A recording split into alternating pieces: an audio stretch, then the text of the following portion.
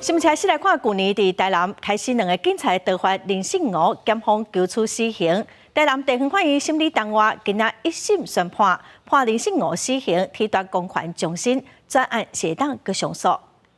谢谢大家还记得敏成跟瑞姐。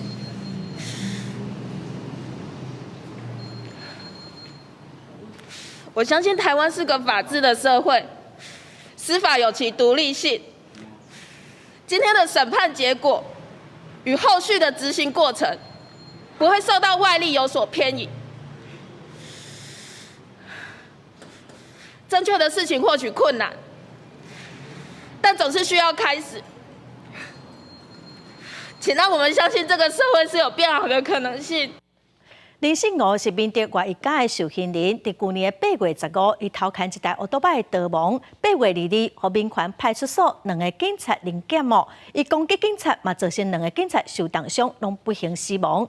台南地检署伫去年9月初1、初7起诉，求处死刑。经过当晚的审理，台南地方法院今仔一审宣判，判伊死刑，褫夺公权终身，专案会当去上诉。